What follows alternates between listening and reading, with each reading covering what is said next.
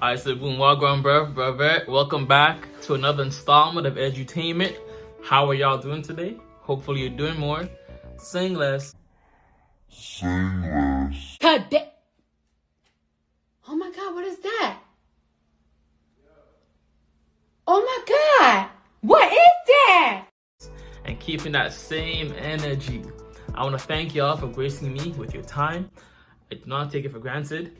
These are 10 minutes, hopefully that you will stay this long. 10 minutes that you'll never get back. So I appreciate y'all for trusting me with your time. I talked about this topic before, but I feel like sometimes it's important, not sometimes, but oftentimes, it is extremely important to get someone's first-hand take on the subject, as opposed to me just talking facts, hopefully facts, about a given topic. Remember again, over the years, the THC level and the overall potency of weed has become stronger compared to previous years. I think Louis C.K. even made like a stand-up comedy bit about the weed that he smoked with his young fans compared to the weed that he used to smoke as a young teenager in his young days. Oh, I'm standing in a parking lot with these kids, like 20 years old, and we're smoking a joint. And I'm taking huge hits because I had no idea. I didn't know they'd been working on this shit like it's the cure for cancer. I didn't understand the fucking technology that's gone into making pot so powerful. Because when I was a kid, you could just smoke a joint for a while. Now you take 2 hits and you go insane.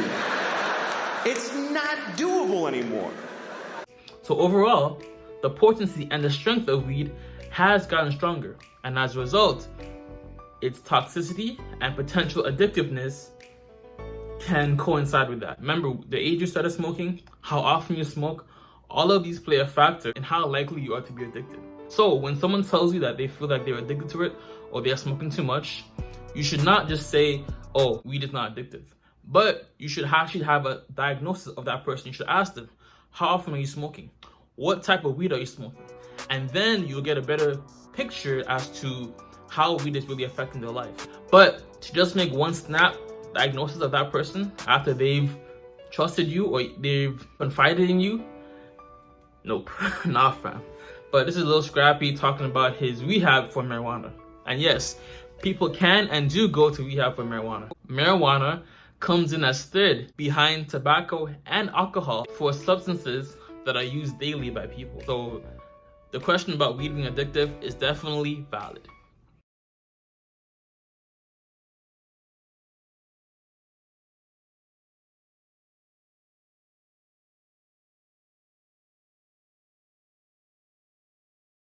Let's talk about the legalization of marijuana. I know you gotta be happy about what you're seeing going on. Man, I ain't even really see it. I heard about it.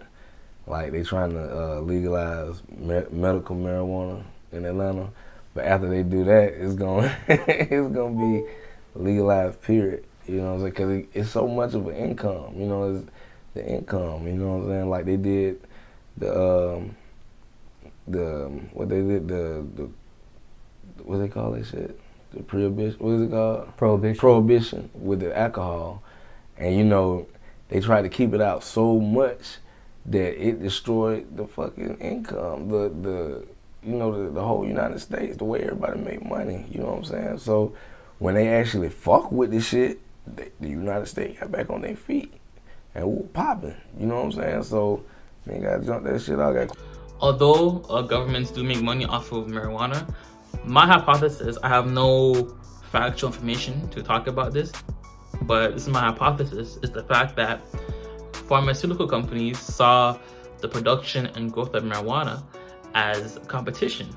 So they lobbied politicians and whoever they could in Senate and just in the government to not legalize marijuana as quickly because they wanted to make their bread. And because obviously creating a pill and overall the cost of that is substantially higher compared to the cost of smoking marijuana or getting a spliff or a gram or whatever type of marijuana you're smoking, right? So that's why I feel it's taking so long for it to get legalized. Well, the evil pharmaceutical companies and the whole conspiracy, I feel like there is some basis to that. We're playing with that weed because it ain't crack. You feel me? Go in and smoke that dope. You're gonna get some money for it. And that's what they're gonna end up doing, getting paid off that shit. All the way. What does it do for you? Like, is there a reason why you know what I'm saying? 'Cause everybody has a different reason. It calms me. You know what I'm saying? It calms me, and now that I don't really do this shit, you know what I'm saying? I do it like in a way of, you know, where there's people in the room, you know, as a social type thing, you know what I'm saying? Or I might do it in the studio to give me some motivation, you know, get me swagged up, right? But other than that, you know what I'm saying? Yeah, it calms me, you know what I'm saying? If I'm going through something, it just calms my nerves. Now it got that other little. Y'all heard what he said, right? If I'm going through something, it calms my nerves. I feel like the problem with using weed to calm your nerves, or if you're going through something, is that becomes your only outlet to use it. It's important to interchange the things you use to help calm your nerves or to have an outlet. Like for me personally, I have yoga. I have like YouTube. This is my baby, right? My YouTube channel is my baby. Creating videos and having my personality on camera, stuff like that. But in terms of like things to calm me down, yoga. Have y'all ever thought about yoga? Like, yo, yoga is not for the yogis. It's not like some type of hippie type of thing. It is something everybody should implement into their life. Yoga is like stretching, but mindful stretching, if you know what I mean. It's like being more present with your breath, being more present with your breathing, acknowledging thoughts and allowing them to pass. And this is how cravings come into play, right? Acknowledging cravings, but allowing them to pass without acting on said craving. Come on, that was a bar. Come on, that was a bar. Come on, that was a bar. What career? But I'm not a rapper. What career? Look. You got a point. Here it is. Boom. Bam. Bop. Bada bop. Boom. Pow.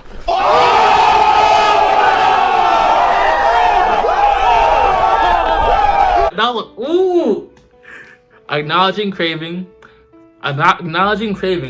without acting upon said craving all the time. And using weed as the sole crutch of what you use to calm down? Nah. Also, one of the things that weed allows a lot of, you see a lot of rappers and artists and songwriters or people in the creative industry or entertainment industry, they tend to smoke. The reason why they smoke is that it lowers the inhibitions and makes them more present in the current situation. Imagine you're a rapper. You are on the come up, right? And you're trying to have some creativity. The pressure of your family not believing in you, or the pressure of you failing, and this might be your only way to get out, right?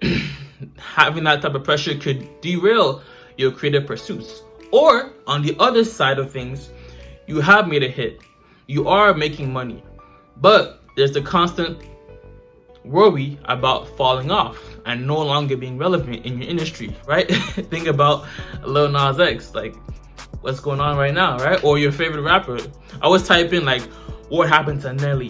What happened to Ja Rule? What happened to Kid Ink? What happened to so and so? Like, where are all these people? And the pressure of meeting album sales or projected album sales, and the pressure of, you know, the contract you signed with the label and meeting up to that label and all this other stuff can derail your clarity and your ability to just have fun, right?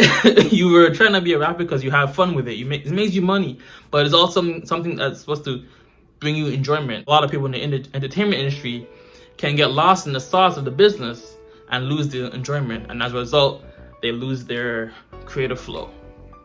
And that is why people in the entertainment industry, rappers, songwriters, tend to smoke or consume substances. Kick to it too when, you know what I'm saying, you might smoke something cause you be high as fuck, you be hearing shit that ain't happening.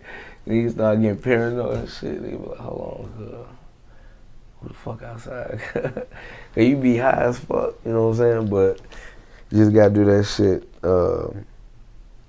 you know, do that shit cool, man, out of moderation, man.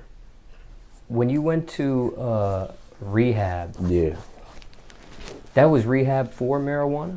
that was rehab for everything. I mean, my situation was marijuana, you know what I'm saying? And when I was in there, other people had way worse situations, you know what I'm saying? Like crack and everything.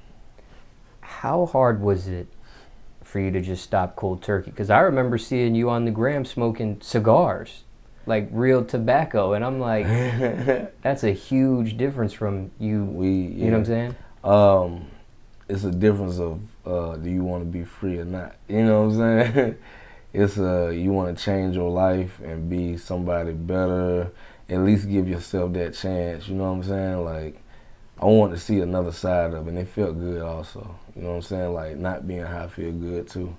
You know what I'm saying? That's why I say I don't even really do it like that no more. You know what I'm saying? I do it, you know what I'm saying, like in a social situation, or if I'm in the studio creating, or if I'm at home writing, or I need to be calmed down. Other than that, I'm moving. You know what I'm saying? Because it really, like I say, it's a chill thing to me. You know what I'm saying? It's one of them chill drugs. You got to do it when you're chilling.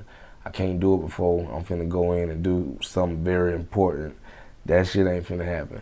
You know what I'm saying? But yeah. A couple of strategies to smoke less, if you want to smoke less right now, is of course to try and push your first smoking session later on in the day. So if you regularly smoke at, in the morning, try and go outside. Break your habit cycle of what you normally do, right? So if you usually wake and bake, go for a walk. Go for a 30-minute walk outside, come back, just to change your whole, it's essentially a pattern interrupt, right? So you're no longer following the same course of action. And if you're pushing your last smoking session later on in the day, it prevents you from having multiple smoking sessions. And more than likely, you'll also smoke less weed.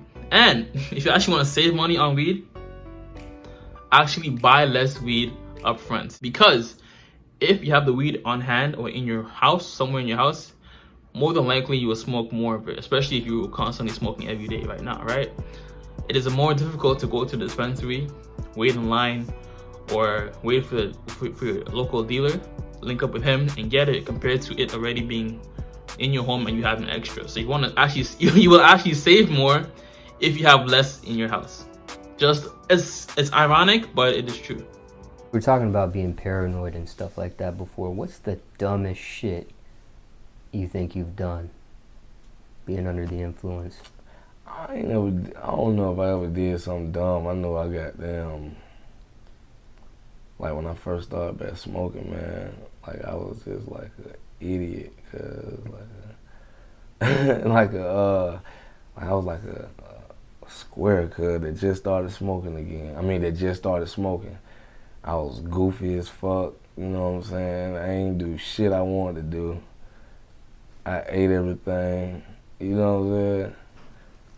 I think I had a conversation with somebody that wasn't even there.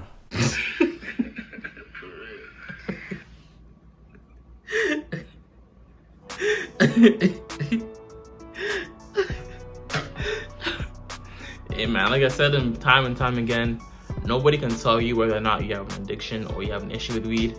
You just gotta weigh the positives it is bringing to your life, the potential negatives, and go from there. Look, a pro tip: get a yoga mat right here. See my yoga mat? Don't know. Get a yoga mat and replace your regular smoking session with a yoga session. I promise you, you'll feel just as high, but high on life, high on your breath, as you did when you were doing you know what I'm saying? But if you want to quit long term, forever, ever, or for a tolerance break, or just for a little 30-day detox, links in the description for all the other material. And if you are quitting and have trouble sleeping, I highly recommend that you get the Swan sleep glass. These are blue light blocking glasses that essentially prevent the harmful light in your house and from your phone from interrupting with your ability to sleep well, right? A lot of people have used marijuana to sleep better, but you can use some other natural methods, and I'll definitely have to make a video on this topic to sleep more soundly and without the aid of marijuana. But yo, God bless, much love, peace and joy, namaste. Always remember, if it doesn't feed you, don't water it, and too much of any good thing is good for nothing.